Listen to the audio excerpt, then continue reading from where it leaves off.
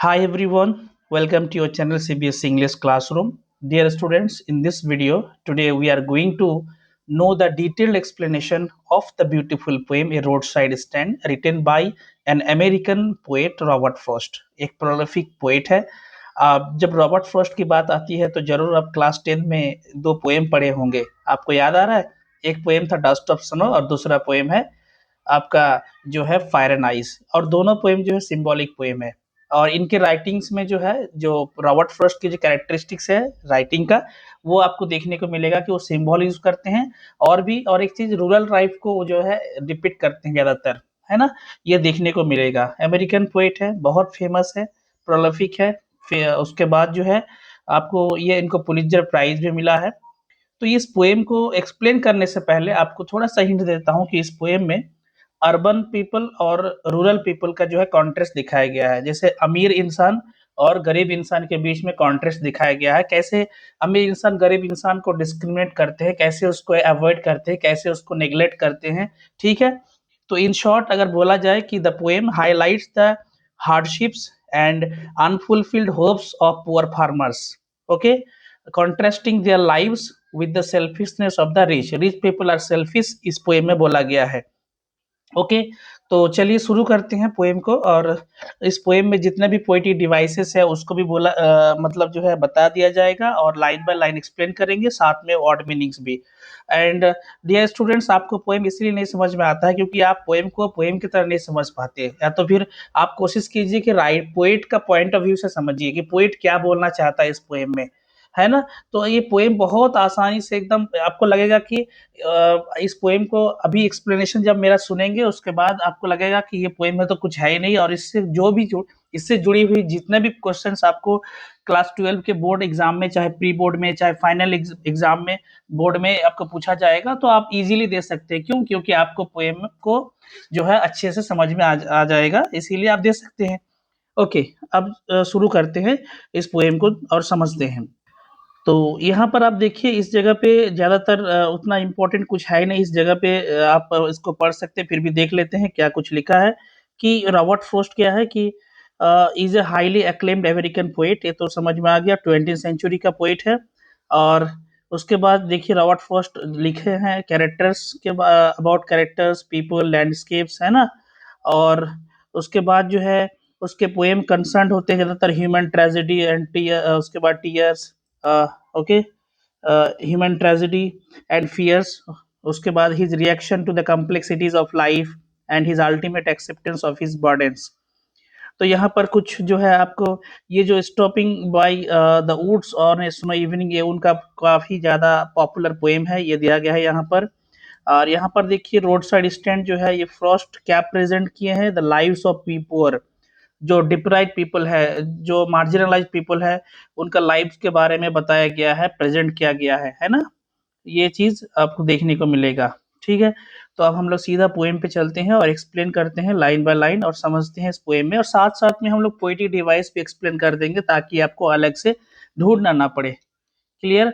तो पहले क्या बोला गया है कि फर्स्ट आप लाइन पे देखिए और समझिए कि the little old house was out with a little new shade.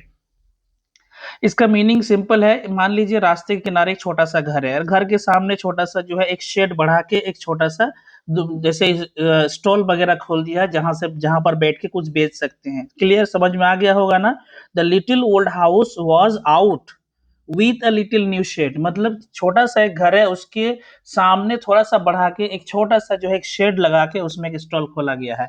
Clear? समझ में आ रहा है आपको? उसके बाद in front at the edge of the road, कहाँ पर? जस्ट बिल्कुल एकदम रोड के किनारे पे, एज मतलब किनारा। तो वेयर द ट्रैफिक स्पीड, यहाँ पर देखिए ट्रैफिक स्पीड का मतलब होता है, स्पीड मतलब हाई स्पीड, और ट्रैफिक मतलब आप जानते हैं व्हीकल्स।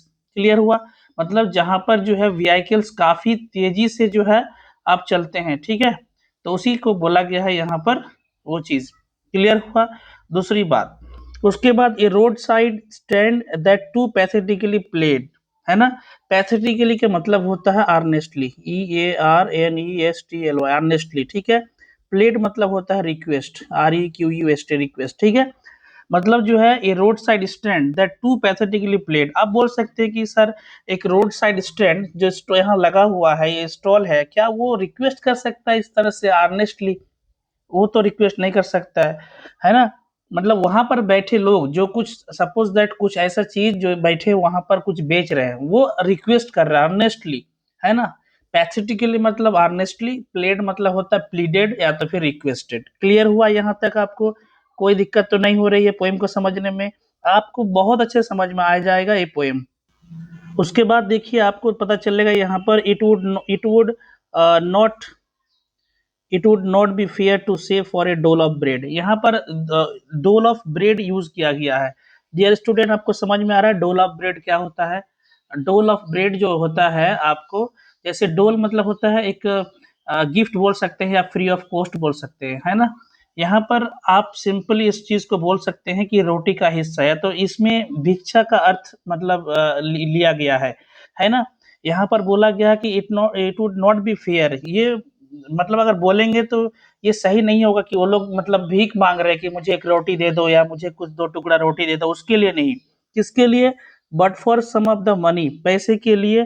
कौन सा पैसा? द कैश, कैश की बात कर रहा है। हुज फ्लो सपोर्ट्स, है ना? यहाँ पर ये चीज बोल रहे हैं, मतलब ये चीज, इसका मीनिंग एक चीज है कि जो जो शहरों में, सिटी में जो पैसे जो बह रहे हैं, है ना? तो वहां से कुछ हिस्से वो मांग रहे हैं, वो चाह रहे हैं एज ए कैश, ठीक है? नगद पैसा चाह रहे हैं, और पैसा कोई फ्री में नहीं चाह रहे हैं, वो चाह रहे हैं कि हमसे जो सामान है मेरे पास, ये सामान ले खरीदे, ताकि वो पैसे मेरे पास हो। समझ में आ रहा है आपको? मतलब शहरों में जो खर्च होने वाले जो पैसा एक बड़े आर्थिक प्रवाह जैसा है ना? तो किसान जो है, जो फार्मर है, जो गरीब है, पुअर है ना, जो रोड साइड स्टैंड में बैठे हुए हैं, वो चाहते हैं कि उसका भी कुछ उस हिस्सा उनसे जुड़ जाए। क्लियर हो रहा है? समझ में आ रहा है आपको? Very simple.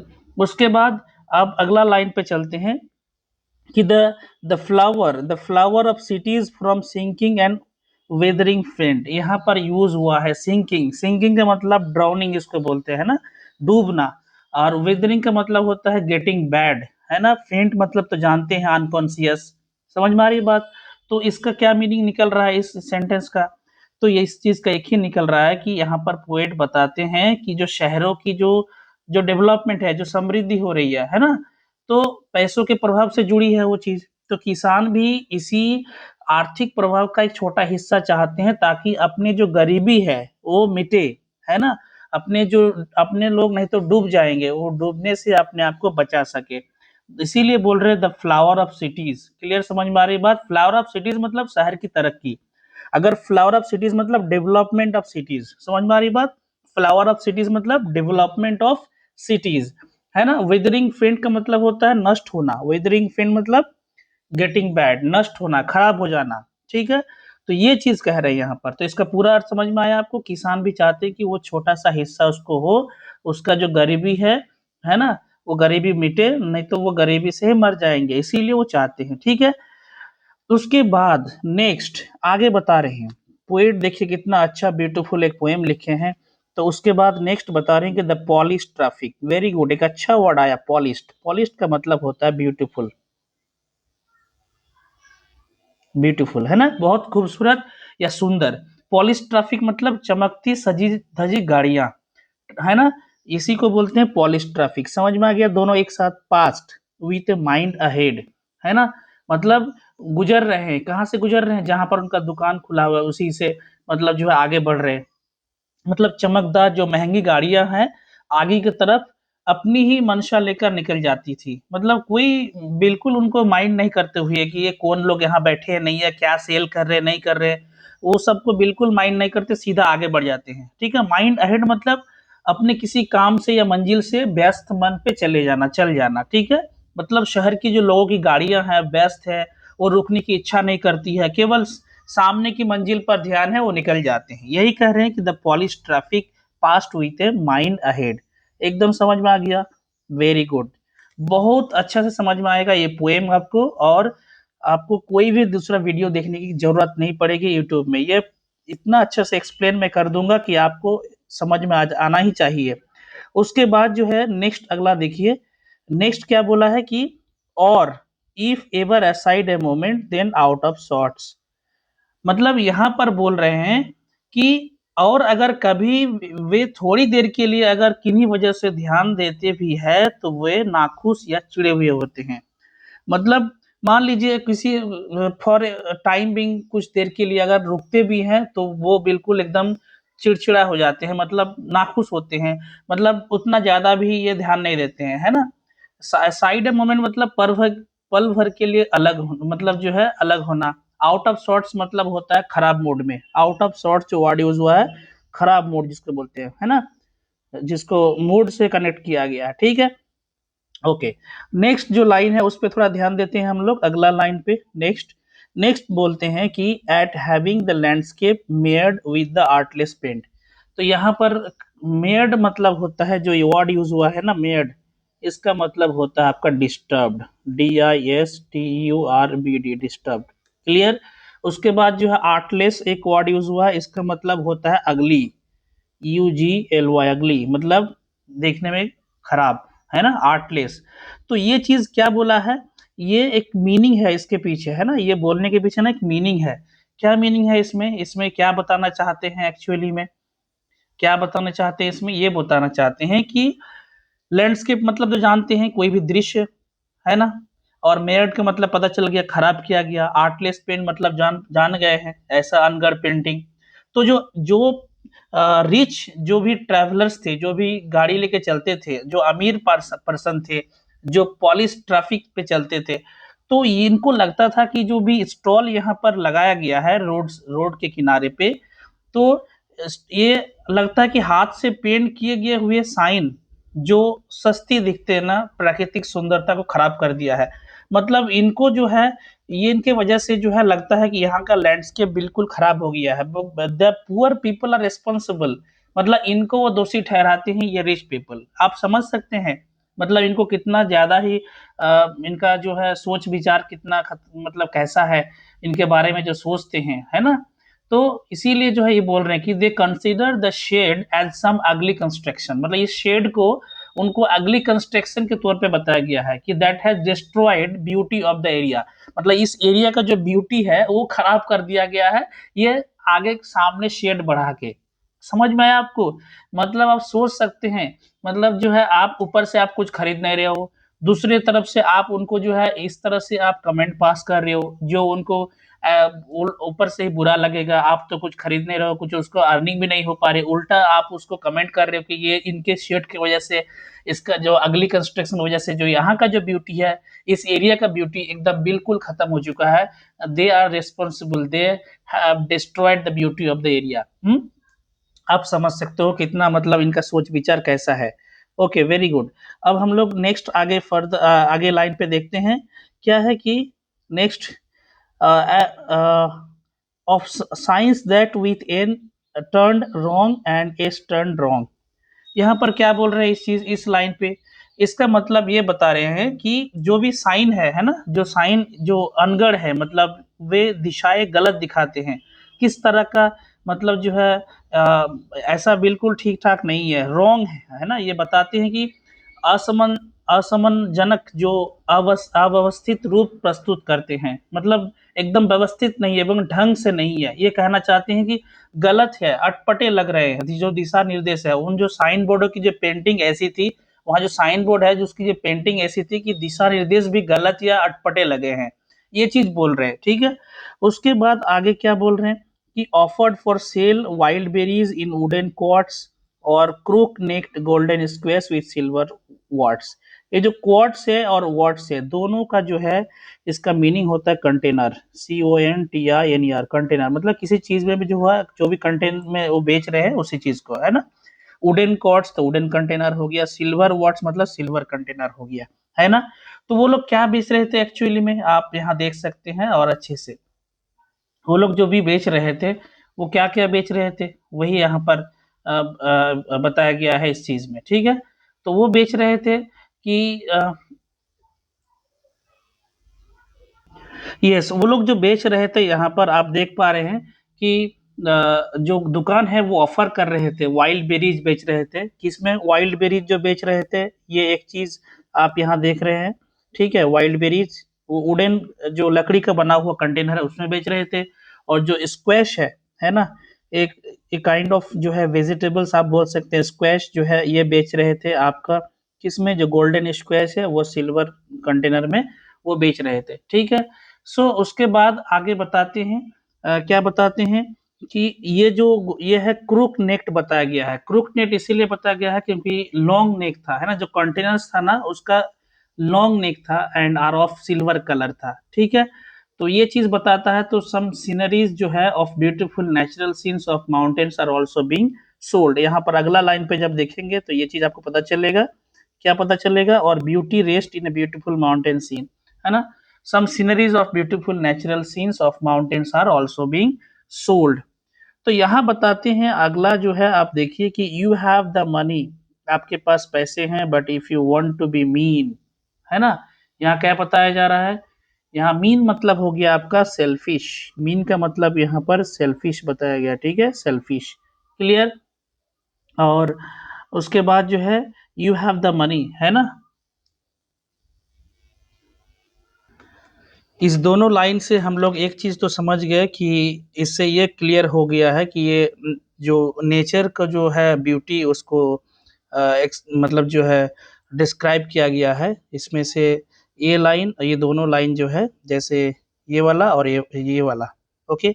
उसके बाद ये जो और beauty rest in a beautiful mountain scene, जो इस चीज के बारे में जो बताया गया है इसमें ये क्लियर है कि एक सुंदर जो है पहाड़ी दृश्य जो कि सुकून का आनंद होता है ना। ब्यूटी रेस्ट मतलब जो होता है सौंदर्यपूर्ण विश्राम, और माउंटेन सीन का मतलब होता है जो पहाड़ी का दृश्य होता है उस चीज को बताया गया है। मतलब यहाँ कहना चाहता है कि जो फार्मर होता है ना, वो फार्मर खाली वस्तुएं बेचते नहीं है, बल्कि जो नेचर का जो ये एनवायरनमेंट है, मतलब उसमें जो शांति है, उसमें जो पीस है और जो सुंदरता भी उपलब्ध कराते हैं, ये चीज कहना चाहते हैं। मतलब आप यहाँ पर आएंगे, यहाँ बैठेंगे, यहाँ बस खाली आप कोई भी चीज नहीं, मतलब आप यहाँ का जो ब्यूटी है उस चीज का भी आप आनंद ले सकते हैं। क्लियर हो गया? Okay, very good. फिर नेक्स्ट चलते हैं, अगला बताते हैं अगला लाइन पे कि you have the money but if you want to be mean. ये चीज बता दिया था आपको। मीन, यहाँ पर जो मीन का मतलब होता है ये चीज बता दिया था क्या, कि सेल्फिश, है ना। मीन का मानी मीनिंग बताया था सेल्फिश। और ये चीज कह रहा है कि जिसको कंजूस बोल सकते हैं, कि तुम्हारे पास पैसा है पर अगर तुम मतलब कंजूस बनना चाहो, है ना। ये अमीर यात्री है जितना भी रहता है, इससे सीधा सवाल करते हैं कि आपके पास खर्च करने के लिए पैसा है, फिर भी अगर वे ना खर्च करे, ना दे, तो ये तो स्वाभाविक है। एक तरह से कहना कह सकते हैं कि उनकी एक कठोरता है, वो पैसा खर्च नहीं करना चाहते, वो सेल्फिश है ना। ये चीज यहाँ पर कहना चाहता है। तो फिर आगे बताते हैं, ये क्वेश्चन पूछते हैं कि जैसे मानो ये क्वेश्चन उसके तरफ से ही है, इस पुअर फार्मर जो भी ये जो शेड लगाए हैं, जो भी रोड साइड स्टैंड लगाए हैं, एक स्टॉल लगाए हैं, वो उनके तरफ से है कि why keep your money this crossly and go along, है ना। कितना बहुत अच्छे से लाइन को पोएट ने बताए हैं कि तो फिर क्यों अपना पैसा बचाकर जो है आगे निकल जाते हो, है ना। ये कहना चाहते हैं। गो अलोंग मतलब आगे बढ़ जाना। तो किसान जो है, फार्मर जो है, उनको एक चिढ़ चिढ़ लग जाता है, चिढ़ जाते हैं कि वो रुकते भी नहीं है, और पैसे भी खर्च करना तो दूर की बात है, देखे बिना निकल जाते हैं। मतलब हम लोग यहाँ पर कुछ सेल कर रहे हैं, बिल्कुल एकदम अनदेखा करते हैं, एकदम इग्नोर करके निकल जाते हैं, और भी इतनी स्पीड्स पे निकल जाते हैं कि हम लोग मानो कि यहाँ पर कोई इंसान बैठे हैं तो ये भी नहीं समझ पा रहे हैं कि यहाँ पर कोई लोग, कोई पुअर है, कुछ बेचना चाह रहे हैं, कि थोड़ा सा ठहर के थोड़ा देख लेते हैं कि अगर मेरी कोई काम का चीज है तो ले ले, है ना। तो बिल्कुल नहीं। तो इसीलिए बोल रहे हैं आपके पास पैसा है तो उस पैसा का क्या वैल्यू रहेगा। You have lot of money but आप वैसे ही है, आप कुछ खर्च नहीं कर रहे हैं, तो then what is the value of the money. ये अल्टीमेटली यही कहना चाहते हैं।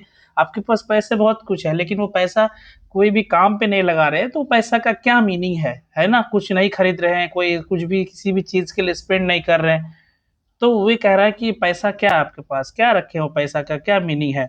ओके। फिर अगला लाइन पे देखिए, नेक्स्ट नेक्स्ट बता रहे हैं कि the hurt to the scenery would not be my complaint. यहाँ पर जो हर्ट टू द सीनरी का मतलब दृश्य का नुकसान है ना। यहाँ पर हर्ट मतलब होता है इंसल्ट, एक तरफ से आप जानते हैं इसका मीनिंग होता है इंसल्ट, है ना, डिसअपॉइंटमेंट। और क्रॉसली जो वर्ड यूज हुआ है यहाँ पर, ये जो योर मनी, यहाँ पर दिस क्रॉसली बोला है, इसका मीनिंग जो है सीधा होता है बीइंग एंग्री। ठीक है, बीइंग एंग्री। तो ये कहना चाहते हैं कि मुझे इस जो प्रकृति के जो बिगड़ने की शिकायत उतनी नहीं है, ये कहना चाहते यही, मतलब पोएट कहना चाहते हैं कि जो नेचर का जो व्यू है, ये बिगड़ने का जो है दुख उतना नहीं है जितना कि कुछ और बात का है ना। ये बोलना चाहते हैं, the hurt to the scenery would not be my complaint, so such as the trusting sorrow of what is unsaid। बहुत अच्छा लाइन है यहाँ पर। क्या बोलना चाहते हैं, जो ट्रस्टिंग सॉरो, ट्रस्टिंग सॉरो का मतलब होता है भरोसे से उपजा दुख। अनसेड मतलब जो अनकहा, ये तो क्लियर सी बात आपको समझ में आ रही है।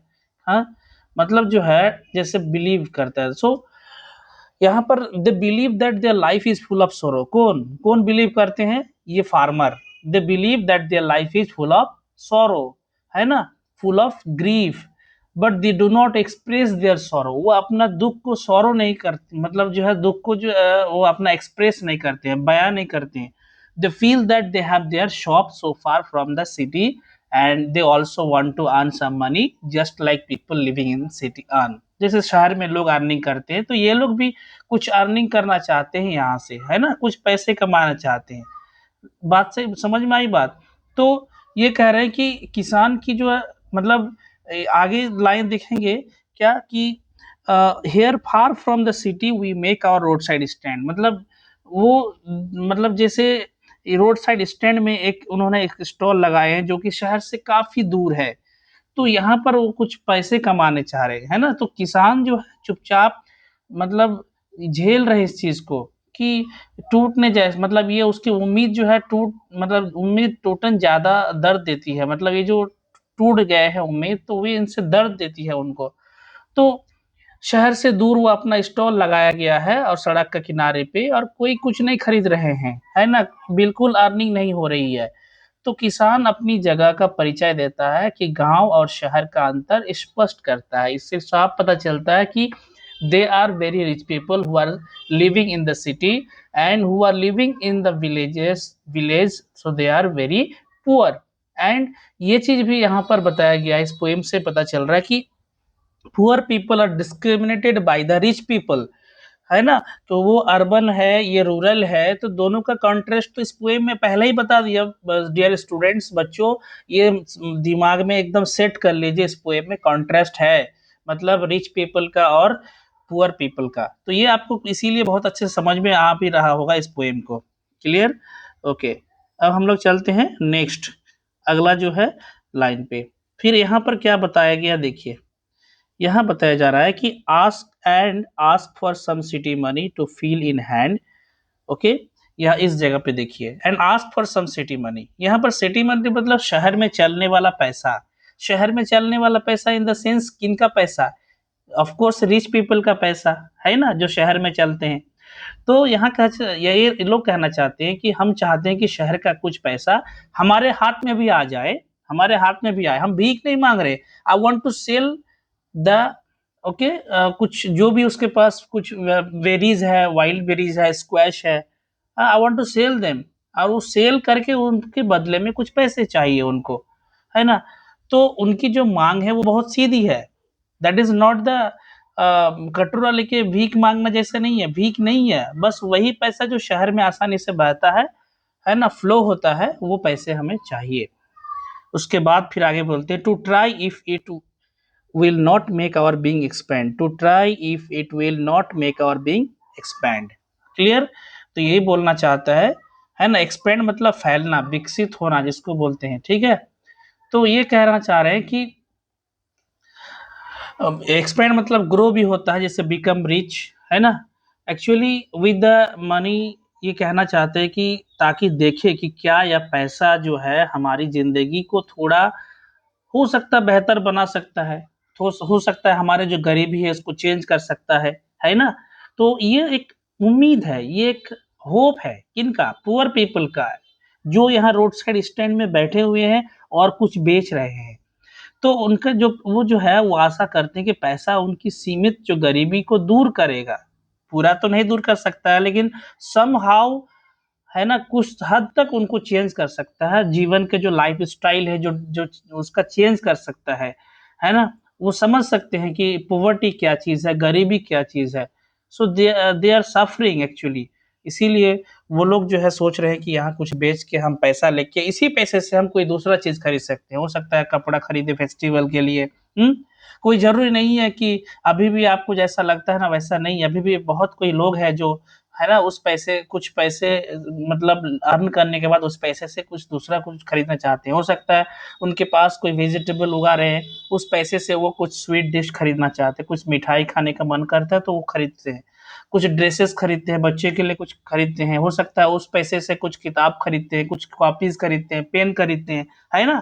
तो ये चीज़ वो चाहते हैं कि हम भी मतलब वो भी बदलाव चाहते हैं, राइट? Very good. आपको उम्मीद है कि पोएम बहुत अच्छे समझ में आ रहा होगा। फिर उसके बाद and give us the life of the moving pictures promise that the party in power is said to be keeping from us. तो ये and give us the life of the moving pictures promise, ये moving pictures क्या है dear students? Moving pictures जो है ना यहाँ पर कहना चाहते हैं जो, है ना, फिल्म जो सिनेमा है ना उसी को मूविंग पिक्चर्स बोला गया है। और प्रॉमिस तो जानते हैं वादा, है ना? तो ये कहना चाहते हैं कि और हमें वही जीवन दे जिसका वादा फ़िल्मों में दिखाया जाता है। आप जानते हैं फ़िल्मों में बहुत सारी चीज़ें दिखाई जाती है ना? तो किसान का सपना है कि फ़िल्मों जैसा सुख संपन्न जीवन जो शहर की चमक-दमक में दिखता है ना, वो लाइफ़ मुझे चाहिए। वैसा लाइफ़स्टाइल चाहिए। मतलब समहाउ वैसा नहीं भी हो तो कुछ अपने आप में वो एक, देखिए वो तो आशा कर सकते हैं ना कि हम ऐसा होना चाहते हैं, ऐसा होना चाहते हैं। सपना देखना क्या है, सपना तो देख सकते हैं ना कि हम भी अच्छे-अच्छे कपड़े पहनेंगे, हम भी मतलब पॉलिश ट्रैफिक में एकदम घूमेंगे, मतलब बढ़िया कार में घूमेंगे, मेरे पास एक गाड़ी हो, तो ये सपना तो देख सकते हैं वो। तो इसीलिए that the party in power is said to be keeping from us, ये देखिए। लेकिन यहाँ कहना चाहता है, पर कहा जाता है कि जो पार्टी मतलब जो भी रूलिंग पार्टी हो, जो भी सरकार हो, हमसे वह जीवन जो है मतलब छीन रही है। ये कहना चाह रहे हैं यहाँ पर कि जो है मतलब वो उनकी तरफ से कोई जो है उनको बेनिफिट्स नहीं पहुँच पा रहे, हो सकता है ना? पर ये कहना चाहते हैं कि वंचित रखा जाता है उससे। तो कब जो पोएट जो है यहाँ पर क्रिटिसाइज़ किए हैं एक तरह से, है ना? कि जो पुअर पीपल है, जो रूरल एरिया में रहते हैं, उन तक हो सकता है कि उनके जो जो कुछ भी उनको मिलना चाहिए बेनिफिट्स वो प्रॉपर्ली उसमें नहीं मिल पा रहा है ना? इसीलिए जो है हो सकता है उनको वो वंचित रह जाते हैं और उनका डेवलपमेंट नहीं हो पाता है ना? जिसकी वो भी हक रखते हैं, उनका वो हक है, उनका राइट है, वो उनके पास नहीं पहुँच पाता है, राइट? तो इसीलिए वो चीज़ यहाँ पर इस पोएम में पोएट इस चीज़ को ज़िक्र किया गया है। आई होप आपको बहुत अच्छा से समझ में आ रहा होगा, है ना? मतलब जो है हो सकता है कि वो मतलब जो उनको भी एक अलग से मतलब सपने देखते हैं, है ना? कि वो भी कुछ हो। हुँ? ओके, नेक्स्ट अगला देखते हैं क्या आगे बताया गया है कि it is in the news that all this pitiful skin, समझ में आ रहा है आपको? It is in the news that all this pitiful कीन, ए पिटीफुल कीन यहाँ पर बताया गया है कि आप देख रहे हैं ना कि पिटीफुल किंग के बारे में बताया गया है। पिटीफुल किंग, पिटीफुल का मतलब क्या होता है? पिटीफुल किंग मतलब एक तरफ से कह सकते हैं कि एक दयनीय रिश्तेदार, है ना? न्यूज़ मतलब जानते हैं समाचार, तो समाचारों में कहा जा रहा है कि ये बहुत दयनीय लोग हैं, है ना? बहुत दुखी लोग हैं। तो पोएट समाचार पत्रों या समाज की जो खबर है ना के हवाले देता है कि जो कि मतलब जो है परिवर्तन है, जो चल रही है ना? ये चीज़ कहना चाहते हैं। So are to be bought out and mercifully gathered in, मतलब क्या करना चाहिए? उनकी ज़मीनें खरीद ली जाएगी और जो दयालुता है से एक साथ झुंड बनाकर बसाया जाएगा। मतलब उनको बोला जाएगा कि तुम यहाँ से हट जाओ और तुमको दूसरी जगह पे रहना है ना? इसीलिए बॉट आउट मतलब खरीद कर निकाल देना, ठीक है? और मर्सीफुली गैदर्ड इन मतलब दया दिखाकर इकट्ठा कर लिया जाना, है ना? इसका मीनिंग ये है to live in villages next to the theatre and the store, और कहाँ पर रहने की बात कर रहा है, ताकि वो नाट्यशाला, है ना, और दुकान के बगल वाले गांव में रह सके, मतलब दूर में कहीं पर। ओके। उन्हें जो है आधुनिक या तो शहरी सुविधाओं के पास बसाने का प्रस्ताव है, जैसे सुख सुविधाएं दी जाए, मतलब हो सकता है कि उनको बेनिफिट मिले। तो यहाँ पर बोलना चाहता है फिर आगे कि where they won't have to think for themself anymore, और जहां उन्हें अब अपनी सोचने की जरूरत नहीं पड़ेगी। मतलब ये कहना चाहता है, ये एक तरह से जो है आप बोल सकते हैं मतलब व्यंग्य कर रहा है ना। ये एक तरफ से व्यंग्य है, कटु व्यंग्य है कि कि सुधारकों के इरादे जो है ना स्वतंत्रता छीनने वाले होंगे, वे लोगों को निर्भर और नियंत्रित रखना चाहते हैं, ये चीज कहना चाहते हैं। समझ में आ रहा है आप चीज, इस चीज को आपको, है ना। इसीलिए बोल रहे हैं कि where they won't have to think for themself anymore, अब ज्यादा उतना सोचने की जरूरत नहीं पड़ेगी, उनका अगर घर यहाँ से वहां बसा दिया जाएगा, है ना। तो इसीलिए उसके बाद नेक्स्ट क्या बोल रहे हैं, while greedy good doers beneficent beast of prey, ये बोलना चाहते हैं। ये देखिए ग्रीडी गुड डोर्स का मतलब दिखावे के दयालु, जो लालची लोग होते हैं, है ना, जो लोग लालची लोग होते हैं उसके बात कर रहे हैं यहाँ पर। समझ में आ रही है बात आपको। इसीलिए जो है ये चीज यहाँ पर बताया जा रहा है क्या, कि वाइल ग्रीडी गुड डोर्स, और बेनिफिशियंट बीस्ट ऑफ प्रे जो है, बेनिफिशियंट बीस्ट ऑफ प्रे का मतलब होता है उपकारी पर शिकारी जानवर, है ना। एक तो शिकारी जानवर जो कि बेनिफिशियंट उपकारी है, और ग्रीडी गुड डोर्स का मतलब भी वही होता है लालची, है ना। तो ये कहना चाहते हैं इसमें कि लालची अच्छे करने वाले दयाशील शिकारी जानवरों की तरह, है ना। ये चीज कहना चाहते हैं, मतलब पोएट कहना चाहते हैं जो समाज सुधारक को जो है कि उनका निंदात्मक छवि बनाते हैं, है ना। वे दिखाते हैं तो दया करने वाले, पर अंदर से शिकारिया का स्वामी है। मतलब जैसे मान लीजिए कि आपका ये काम करेंगे, ये भलाई करेंगे, वो करेंगे, है ना, मतलब ये दिस दैट हम ये सब बोलते रहते हैं, लेकिन एक्चुअली में उनका नहीं हो पाता है। ये चीज कहना चाहते हैं कि प्रॉमिस करते हैं to do something good for villagers are themself greedy people, मतलब ये कहना चाहते हैं कि those who promise to do something good, है ना, for villagers are themself greedy people, मतलब जो गांव के अच्छे करने वाले जो भी सोचते हैं ना, वो ग्रीडी पीपल होते हैं, मतलब लोभी होते हैं। They are pretending to benefit this villagers but actually they are making a profit for themselves, मतलब वो ऐसा प्रिटेंड करते हैं कि उनका बेनिफिट के लिए कुछ किया जाता है, बट एक्चुअली वो अपने प्रॉफिट के लिए करते हैं। समझ में आई बात। So many such people come to village, यही चीज कहना चाहते हैं। सो उसके बाद जो है आगे क्या बोलते हैं, देखिए swum over their lives enforcing benefits, क्या बताया आगे कि swum over their lives enforcing benefits, है ना। स्वम का मतलब होता है झुंड बनाकर छा जाना जैसे, है ना। उसके बाद जो है आगे बताया क्या कि नेक्स्ट देखिए आपको स्वम का मतलब क्रश भी होता है, टू मेक ए ग्रुप भी होता है, ठीक है। और फिर ओवर देयर लाइव्स, हाँ, इन्फोर्सिंग मतलब जबरदस्ती लागू करना, मतलब वे इनके जीवन पर छा जाते हैं और लाभ थोपते हैं, लाभ नाम पर वे लोग की आजादी को छीन लेते हैं और अपनी शर्तें थोप देते हैं। सो उसके बाद बोलते हैं कि that are calculated to soothe them out of their wits, wits का मतलब क्या होता है, बीइंग अलर्ट, है ना, जिसको एक्टिव बोलते हैं, एक्टिव, ठीक है। और सूद का मतलब होता है यहाँ पर reduce the problem, reduce the problem, reduce the problem, ठीक है।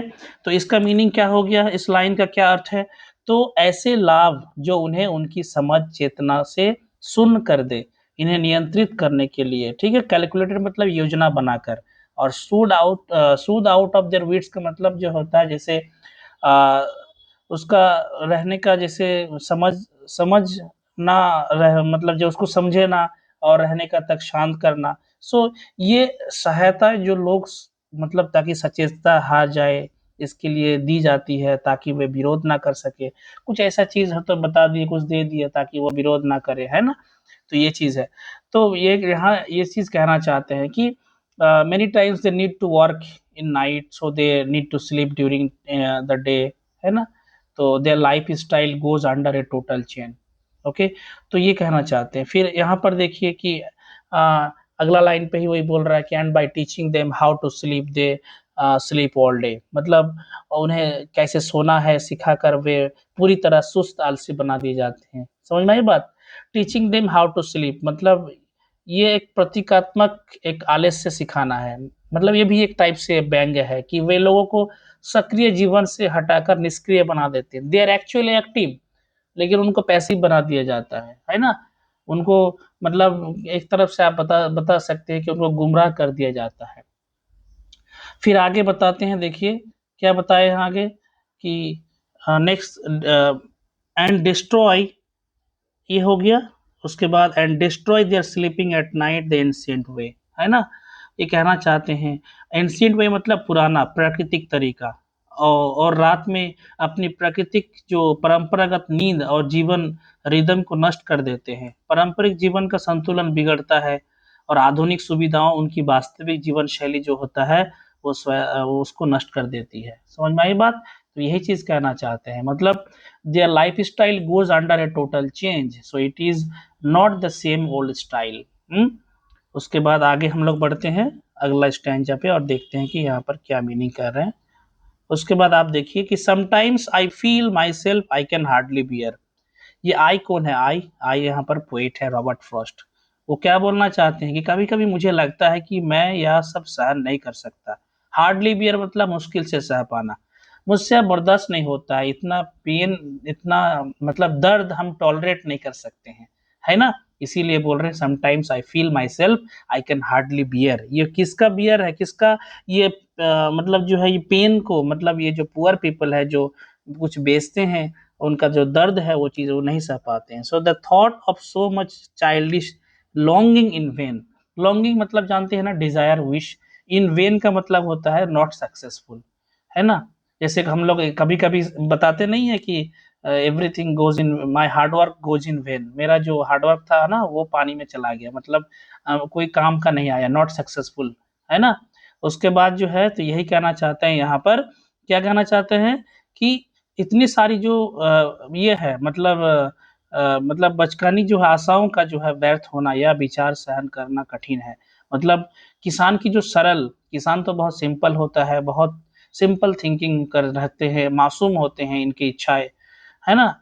तो कोई गाड़ी रुक जाए और बेरंग बेरंग रह जाती है, मतलब तो कुछ भी तो यहाँ पर खरीद सकता है ना, लेकिन पूछता है कि किधर जाना है, किधर आना है, क्या है, ये सब पूछ के उनको डिस्टर्ब करते हैं, बाकी अपना काम का कुछ नहीं करते। फिर the sadness that larks near the open window there, है ना? यहाँ पर लार्क का मतलब होता है स्प्रेड्स। ये जो वर्ड दिख रहा है ना आपको, लार्क, इसका मतलब होता है क्या? इसका मतलब होता है स्प्रेड्स, है ना? तो ये मीनिंग क्या बता रहा है? लार्क का मतलब छिप कर रहना, है ना? ओपन विंडो मतलब खुली खिड़की। ओपन विंडो का मीनिंग यहाँ पर कुछ और है। डियर स्टूडेंट्स, खाली वर्ड पे मत ध्यान दीजिए, आप उसको डीप मीनिंग और अंदर की मीनिंग पे जाइए। यहाँ पर ओपन विंडो का मतलब होता है आशा देखने की जगह, है ना? यहाँ पर आशा देखने की जगह जो है ओपन विंडो बताया गया है, ठीक है? तो the sadness that larks near the open window मतलब वह उदासी जो वहां खुले विंडो के पास छिप कर बैठी है ना? मतलब खिड़की पर बैठा किसान निराशा और उल्लास के बीच प्रतीक्षा करता है। उदासी स्थायी रूप से वहां रहती है, ये कहना चाह रहे हैं यहाँ पर। समझ में आई बात? फिर that waits all day in almost open prayer, है ना? क्या कहना चाहते हैं कि जो पूरा दिन लगभग खुले प्रार्थना की तरह इंतजार करती है। ऑलमोस्ट ओपन प्रेयर मतलब होता है खुली तरह की प्रार्थना, आस। किसान दिन भर ये उम्मीद करता रहता है, एक होप रखता है कि कोई तो गाड़ी रुकेगी, और कोई गाड़ी रुक के तो है जो उसके सामान खरीदेंगे और कुछ पैसे मिलेंगे। ये दिन भर वो प्रेयर करते रहते हैं, प्रार्थना करते हैं, बैठे रहते हैं चुपचाप, ना किसी को पूछते भी है, ना कभी कुछ बोलते हैं कि ले लीजिए मेरा सामान, ना प्राइस बोल के चिल्लाते हैं, ना कुछ करते हैं, चुपचाप शांत बैठे रहते हैं। और फिर वो अपना जो भी होता है उनके पास गुड्स, मतलब जो भी सामान होते हैं वो सेल करते हैं, और फिर, है ना? तो वो एक उम्मीद लेके बैठते हैं, दिन में जब सुबह बैठते हैं तो एक उम्मीद लेके बैठते हैं कि मैंने इतना सामान लेके बैठा और मैं सेल कर दूंगा दिन भर में, और फिर अपना कुछ पैसे होंगे और फिर मैं घर चला जाऊंगा वापस। तो ये एक उम्मीद है। फिर for the squeal of brakes, the sound of the stopping car of all the thousand selfish cars that pass. लेकिन कहना चाहते हैं कि ब्रेक की चिड़ने वाली आवाज किसी रुकती गाड़ी की आवाज का इनका इंतजार रहता है। मतलब स्क्विल ऑफ ब्रेक मतलब ब्रेक की चरमराहट। मानो ऐसा लगे कि गाड़ी यहाँ रुकेगी, स्टॉपिंग का रुकती गाड़ी। गाड़ी जब स्लो होती है ना तो लगेगा कि गाड़ी रुकेगी, और इस उम्मीद से वो बैठा रहता है कि ये गाड़ी रुकती है तो फिर कुछ सामान खरीदेंगे। ठीक है, तो प्रतीक्षा जो है उसको वेटिंग करते हैं ना, उसका उद्देश्य स्पष्ट है कि एक गाड़ी रुके और खरीदारी करे, है ना। एक गाड़ी रुके और कुछ खरीदारी करे, यही तो, इसीलिए तो वो जो है मतलब ये कर रहे हैं, उनके मतलब जी इंतजार कर रहे हैं।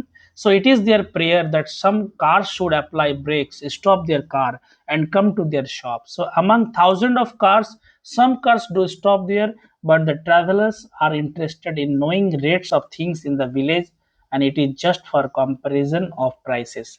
कभी कभी क्या होता है, आप मतलब सेल्फिश कार्स इसीलिए बोला गया है ना। से ये कार्स जो है मानो कि स्वार्थी टाइप का है ना। यहाँ पर गाड़ी, यहाँ पर सेल्फिश कार बोला गया है गाड़ी को, क्यों? क्योंकि जो है वो दूसरों की हालत के प्रति संवेदनहीन है, मतलब कोई सिंपैथी नहीं है, इसीलिए सेल्फिश बोला गया है। तो अगर कोई रुक भी जाता है, मान लीजिए just want to inquire what a farmer's price are, अगर रुक भी जाती है तो पूछते हैं कि क्या प्राइस है। यहाँ उनको लेने की वजह से वो उनको पूछते हैं, क्या पूछते हैं कि कितनी कीमत कितना है ना। तो असल चाह है एक भी खरीदार रहे जो किसान के सामान में रुचि दिखाए, पर वह भी दुर्लभ है, मतलब मुश्किल है। ठीक है, and one did stop but only to plough up grass. मतलब यहाँ बताना चाहते हैं और एक बार कोई रुका पर सिर्फ घास को रोनते हुए, मतलब जो है प्लो अप ग्रास मतलब जमीन को जो है पलटना, रोदना। यहाँ गाड़ी मोड़ने का जो नजराना होता है उसी को। कभी कभी रुकना भी खरीदारी का संकेत नहीं है, सिर्फ गाड़ी मोड़ने के लिए होता है ना। तो ये चीज यहाँ कह रहे हैं, समझ में आई बात आपको। प्लो अप मतलब टू टर्न, जो प्लो अप वर्ड यूज हुआ है ना यहाँ पर, तो उसका मतलब होता है टर्न। ठीक है, तो ये यही चीज यहाँ पर बोल रहा है। So in using the yard to back and turn around, यहाँ क्या बता, in using the yard to back and turn around, है ना। यहाँ इसका मीनिंग साफ है कि मतलब बैक एंड टर्न अराउंड का मतलब होता है पीछे उलटना या मोड़ना। मतलब वह यार्ड एक गाड़ी के बैक करके मुड़ने की जगह बन गया। मानो ये जगह जैसे कोई गाड़ी यहाँ मुड़ने की जगह बन गया हो, कोई खरीदना नहीं है इसको, गाड़ी मोड़ने का जगह इसको मिल गया। स्टॉल का मैदान जो है वहाँ मैदान है, सिर्फ यातायात की नहीं सुविधा बन गया, किसी खरीदार की जगह नहीं है यहाँ पर, बस खाली ओनली ट्रैवलिंग करना। And another to ask the way to where it was bound, और दूसरा अगर कोई रुकता भी है तो पूछता है कि ये रास्ता कहाँ चला गया, है ना। बाउंड का मतलब होता है गोइंग। अगर कोई रुक भी गया तो वो रास्ता पूछने के लिए, है ना, कि इसका गंतव्य कहाँ है, ये किधर जाती है, मतलब किस ये रास्ता किधर जाता है ना। तो रुकने का उद्देश्य भी व्यर्थ है, मतलब रुकते भी है उसका भी मीनिंगलेस है। समझ आई बात।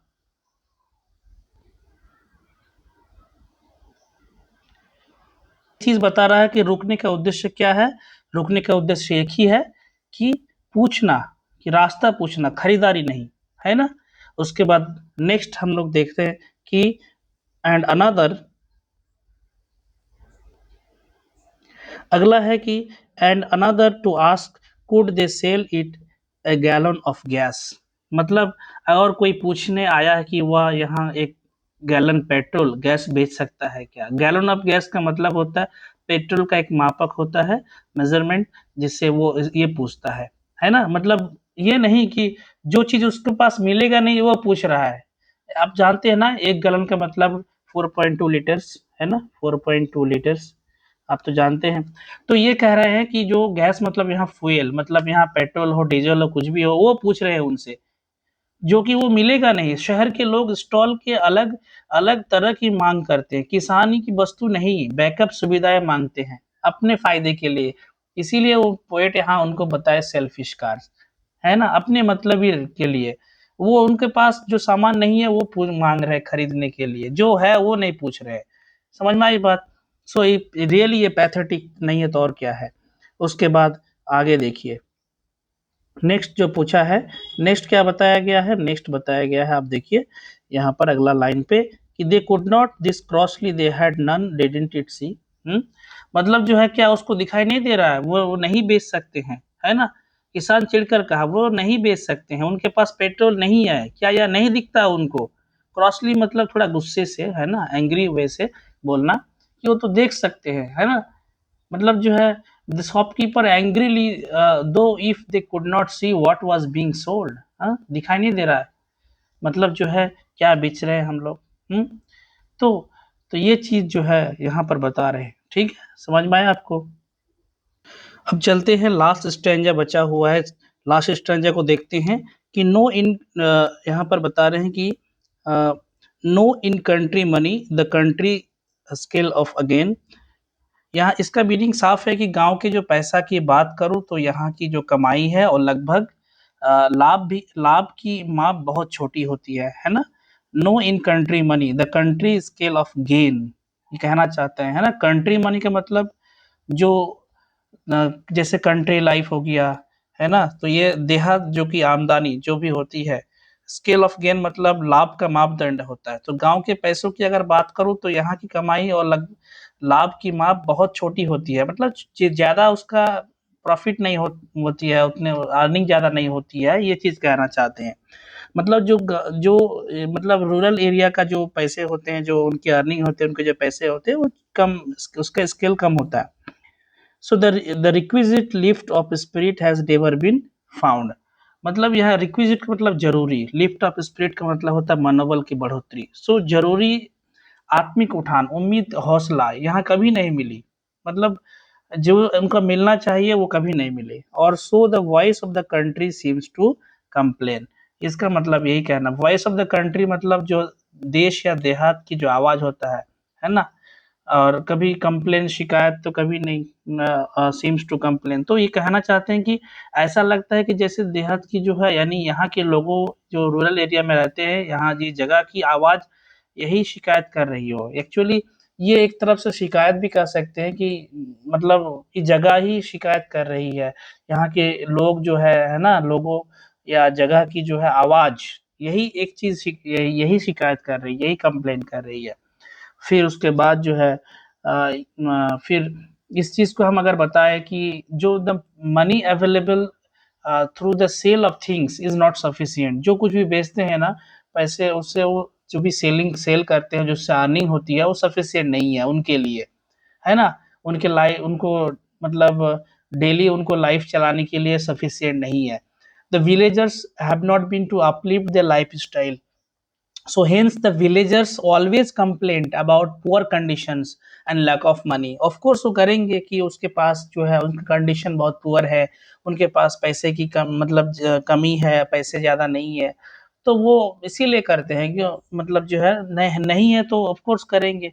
उसके बाद जो है फिर आगे बताते हैं कि I can't help owning the great relief it would be, मतलब जो है मैं यह मानने से खुद को रोक नहीं सकता कि यह कितनी बड़ी राहत होती, है ना। कांट हेल्प ओनिंग का मतलब स्वीकार किए बिना नहीं रखा जा सकता। ग्रेट रिलीफ मतलब बहुत बड़ी राहत, क्या, to put this people at one stroke out of their pain, मतलब समझ में आई बात, मतलब कि एक ही बार में इन लोगों को उनके दर्द से मुक्त कर देना, है ना। मतलब जो है एट वन स्ट्रोक, एक ही बार में, आउट ऑफ देयर पेन मतलब उनकी जो दुख है, उनका जो कष्ट है, उसका छुटकारा, निजात दिला दो। समझ में आ रही बात, तो ये कहना चाहते हैं। तो एक्चुअली समटाइम्स आई इमेजिन, कौन, Robert Frost, to solve all the troubles of the villagers in one go itself, मैं चाहता हूँ एक ही बार में सारे लोगों को, जितना भी विलेजर्स है, जिनका भी ट्रैवल्स है, प्रॉब्लम्स है, खत्म कर दो, सॉल्व कर दो। सो this could B a big relief for them, ये उनके लिए जो है सच में बड़ी रिलीफ होगी, राहत की बात होगी। So this could be achieved if everybody buys from villagers, ये केवल तभी हो सकता है जब सब लोग उन जो मतलब कुछ खरीदेंगे गांव वाले से, मतलब जो भी विलेजर्स जो भी बेच रहे हैं उससे अगर खरीदेंगे तभी ये संभव होगा या हो पाएगा। So and then next day as I come back into the sane, है ना, यहाँ पर एक वर्ड यूज हुआ है, क्या यूज हुआ है, सेन। सेन का मतलब होता है समझदारी और सामान्य विचार की स्थिति में लौटना, कम बैक इनटू द सेन, है ना, इसका मतलब होता है समझदारी और सामान्य विचार की स्थिति में लौटना। सो ये कहना चाहते हैं कि और फिर अगले दिन जब मैं, है ना, सामान्य जीवन में लौटता हूँ, है ना, ये कह रहा है, I wonder how I should like you to come to me, है ना। I wonder how I should like you to come to me. मतलब ये कहना चाहते हैं कि मैं सोचता हूँ कि मैं कैसा महसूस करूंगा यदि तुम मेरे पास आकर ऐसा पूछो, है ना। ये कहना चाहता है मुझे कैसा लगेगा। Okay, so and offer to put me gently out of my pain, है ना, और मुझे दयालुता से मेरे दर्द से छुटकारा दिलाने की पेशकश करो। ऑफर, है ना, प्रस्ताव करो। Put me gently out of my pain, अगर मुझे कोमल तरीके से मेरे कष्ट से मुक्त कर देना, है ना। तो ये इस मतलब यहाँ नरमी का भाव है, पर साथ में नैतिक जटिलता भी है। क्या दर्द खत्म करना मतलब मतलब जो है एक तरह से, समझ पा रहे हैं क्या बोलना चाहते हैं। So but immediately I realise that this would not be the good for anyone. So I do not know why people living in cities should come to villages, है ना। They will not come to village just to respect my thoughts, to relieve me of my pain, है ना, or for taking care of people of villages. Author himself is sad, poet is sad because of problems faced by villagers, so he equates their sadness to his own sadness. उनकी दर्द हमारी दर्द है, उनकी पीड़ा हमारी पीड़ा है, उनकी प्रॉब्लम हमारी प्रॉब्लम है। सो जितना हो सके, जितना हम उनकी मदद कर सकते हैं, जितना हमारा पॉसिबल हो सके। सो वीडियो को लंबा नहीं करते हैं, काफ़ी लंबा हो गया। मैं सोचा था कि पोएटिक डिवाइस भी इसी वीडियो में डिस्कस कर दूंगा। I hope that you understand the poem very clearly, आपको समझ में आ गया होगा। और पार्ट 2 में हम पोएटिक डिवाइसेस और भी जो कुछ भी एक्स्ट्रा है हम डिस्कस करेंगे इस पोएम से related. Thank you so much for watching the video. Thank you so much for your patience. Thank you so much, okay, for everything. अगर आपको सच में वीडियो बहुत पसंद आया, कंटेंट अच्छा लगा, एक्सप्लेनेशन अच्छा लगा, तो ज़रूर अपने क्लासमेट्स को के साथ शेयर कीजिए, और वीडियो को लाइक कमेंट शेयर ज़रूर कीजिए। एंड अगर चैनल पे नए हैं तो ज़रूर से ज़रूर चैनल को सब्सक्राइब कीजिए और अपने दोस्तों को भी बताइए। Thank you once again.